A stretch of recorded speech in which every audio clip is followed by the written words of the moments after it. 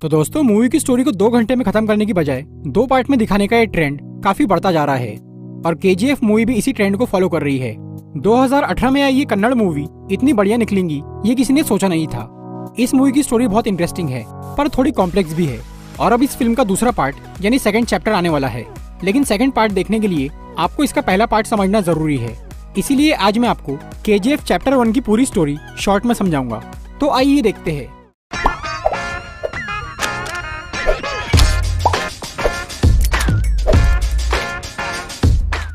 तो मूवी की शुरुआत होती है और हमें 1981 का टाइम दिखाया जाता है।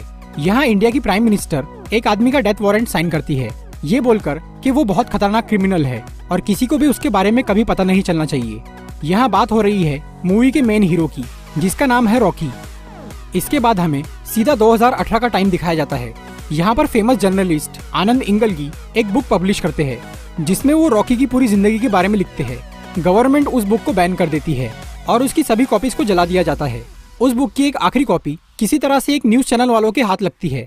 वो न्यूज चैनल वाले आनंद इंगलगी का इंटरव्यू लेते हैं ये जानने के लिए कि उनकी बुक में कितनी सच्चाई है। उस बुक का नाम है एल डोराडो, जिसका मतलब है खोया हुआ सोने का शहर। आनंद इंगलगी खुद उस किताब की कहानी बताना शुरू करते हैं। बात है 1951 की। कर्नाटक के कोलार डिस्ट्रिक्ट में एक कुएं की खुदाई के दौरान किसानों को कुछ अजीब से पत्थर मिलते हैं। फिर उस जगह की इन्वेस्टिगेशन करने के लिए कुछ गवर्नमेंट ऑफिसर्स आते हैं। उनके साथ सूर्यवर्धन भी था, जो कि वहीं का रहने वाला एक पावरफुल आदमी था। जब ये बात पक्की हो गई कि वो पत्थर सोने के हैं, तब सूर्यवर्धन ने सभी गवर्नमेंट ऑफिसर्स को मार डाला ताकि ये खबर बाहर न जाए।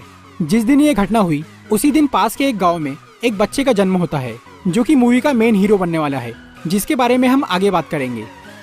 कोलार में गोल्ड निकलने की वजह से वो जगह कहलाई कोलार गोल्ड फील्ड्स यानी केजीएफ।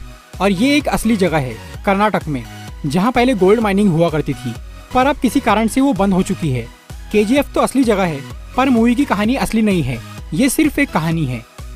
सूर्यवर्धन ने उस जगह को गवर्नमेंट से 99 सालों के लिए लीज पर ले लिया और उसने वहाँ नराची नाम की एक कंपनी बनाई और सबको ऐसा दिखाया कि ये एक लाइमस्टोन माइन है यानी चूने के पत्थर की खदान। सूर्यवर्धन कई सारे लोगों को नराची में लाकर जबरदस्ती माइनिंग करवाता था। इस कंपनी को अच्छी तरह मैनेज करने के लिए उसने 5 पार्टनर बनाए, जो कि है कमल, एंड्रयूज, राजेंद्र देसाई, गुरु पांडियन और सूर्यवर्धन का भाई अधीरा। अधीरा को छोड़ के बाकी चारों पार्टनर केजीएफ से बाहर दूसरे शहरों में रहकर बिजनेस संभालते थे। उनका ये गोल्ड स्मगलिंग का बिजनेस काफी जोरों पर चल रहा था। लेकिन 1978 में सूर्यवर्धन को हार्ट अटैक आया और उसकी तबीयत बहुत खराब हो गई, जिसके बाद कंपनी के सभी पार्टनर्स केजीएफ पर कब्जा करने की सोचने लगे। सूर्यवर्धन ने इस बीमारी की हालत में अपने बेटे गरुड़ा को इस कंपनी का मालिक बना दिया। पर यह बात सूर्यवर्धन के भाई अधीरा को पसंद नहीं आई। उसने गरुड़ा को मारने की कोशिश की, पर वो कामयाब नहीं हो पाया। लेकिन गरुड़ा अधीरा को मारने में कामयाब हो गया। अब गरुड़ा इस साम्राज्य पर राज करने लगा। वो बहुत जालिम था, इसीलिए सभी पार्टनर्स उससे नफरत करते थे। ये सब तो ही बाकी कैरेक्टर्स की बात। अब बात करते हैं मूवी के मेन कैरेक्टर यानी रॉकी के बारे में। रॉकी का असली नाम था राजा कृष्णप्पा बेरिया। उसकी माँ एक विधवा और बहुत गरीब औरत थी। जब राजा 10 साल का था तब उसकी माँ बीमारी से मर गई।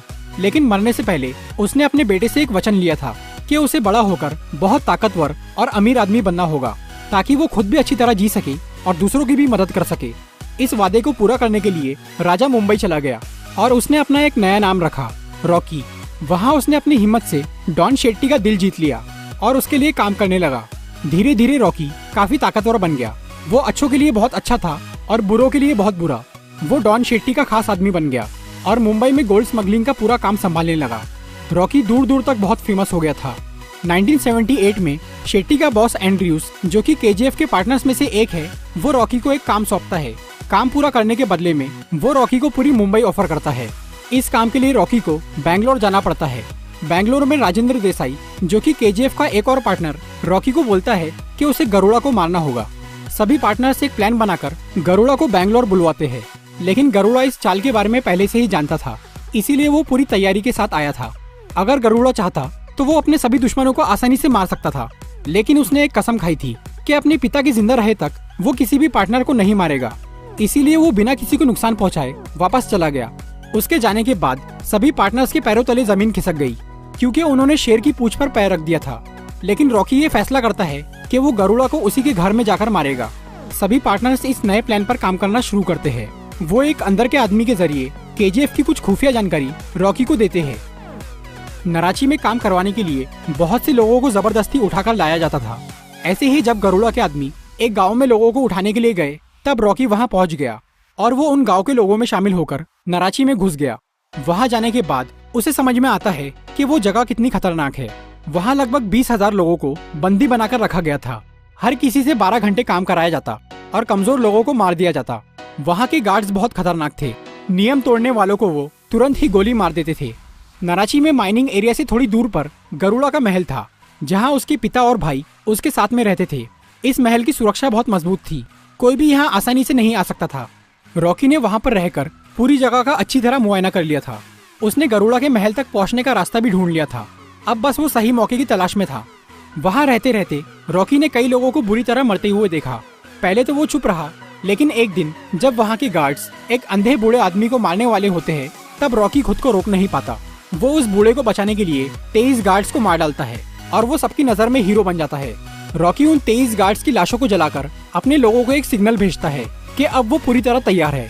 और तब एक बड़ा राज सामने आता है कि सूर्यवर्धन का दूसरा बेटा विराट अपने भाई गरुड़ा को मारने के प्लान में शामिल है।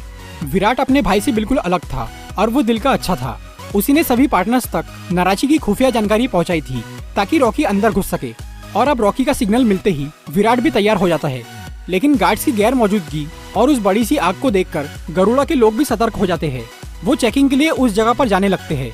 तभी विराट उनका ध्यान भटकाने के लिए अपने पिता को मार देता है। सूर्यवर्धन की मरने की खबर सुन के सब लोग वापस लौट जाते हैं और रॉकी बच जाता है। गरुड़ा अपने पिता का अंतिम संस्कार करने के बाद तय करता है कि वो काली पूजा के बाद सबकी खबर लेगा। गरुड़ा हर साल पूजा में 3 बकरों की बलि चढ़ाया करता था, लेकिन इस बार वो बकरों की बजाय 3 इंसानों की बलि चढ़ाने वाला था। ये 3 लोग उसके दुश्मन थे, जिन्हें एक खास कमरे में कैद करके रखा गया था। जब गरुड़ा पूजा करने के लिए निकलता है, तब रॉकी सबसे छुप के उस कमरे तक पहुंचता है जहां पर उन 3 लोगों को रखा गया था। रॉकी उनमें से एक आदमी को मार के उसकी जगह ले लेता है। फिर इन 3 लोगों को पूजा में लाया जाता है। इस पूजा में नाराची के सभी गार्ड्स और 20,000 काम करने वाले लोग भी शामिल थे। गरुड़ा पूजा शुरू करता है और 2 लोगों की बलि चढ़ा देता है। लेकिन जब तीसरे की बारी आती है, तब रॉकी सबकी पकड़ से छूट के गरुड़ा की तलवार लेकर उसी का गला काट देता है। रॉकी ने हजारों लोगों के सामने गरुड़ा को मार डाला। ये खबर आग की तरह फैल गई। केजीएफ के चारों पार्टनर्स ये सोच रहे थे कि अब वहाँ उनका राज होगा, लेकिन रॉकी के दिल में कुछ और ही था। वो यहाँ मुंबई जीतने के लिए नहीं आया था, उसे तो पूरा केजीएफ चाहिए था। वो चाहता तो गरुड़ा को बेंगलोर में ही मार सकता था, लेकिन उसने ऐसा नहीं किया। रॉकी उसे केजीएफ में सबके सामने मारना चाहता था ताकि वो वहाँ पर राज कर सके। गरुड़ा के मरते ही उसके गार्ड्स रॉकी को मारने के लिए तैयार हो गए, लेकिन अब 20,000 लोग रॉकी के साथ मिल चुके थे, जो कि उसके एक इशारे पर कुछ भी कर सकते थे। रॉकी के अलावा और भी ऐसे लोग थे जिनकी नजर केजीएफ पर टिकी हुई थी। एक तो दुबई का इनायत खलील और दूसरा सूर्यवर्धन का भाई अधीरा, जो कि अभी तक मरा नहीं था, वो सिर्फ मरने का नाटक कर रहा था। ये सारी घटनाएं हुई थी 1978 में, पर ये सिर्फ आधी कहानी है। बाकी की कहानी चैप्टर 2 में दिखाई जाएंगी, जिसमें रॉकी का कई लोगों से सामना होगा जो कि केजीएफ पर कब्जा करने की कोशिश करेंगे। सेकंड पार्ट में ही हमें पता चलेगा कि क्यों प्राइम मिनिस्टर ने 1981 में रॉकी को मारने का ऑर्डर दिया।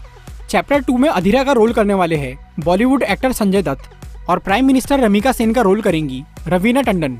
ये मूवी इस साल के एंड में रिलीज होंगी। तो दोस्तों, ये थी केजीएफ चैप्टर 1 की पूरी स्टोरी। अगर आपको ये वीडियो अच्छी लगी हो तो इसे लाइक और शेयर जरूर करिए, और ऐसी इंटरेस्टिंग वीडियोस देखने के लिए सब्सक्राइब कीजिए हमारा चैनल और इस बेल को दबाइए ताकि आपको हमारी वीडियोस सही टाइम पर मिल सके।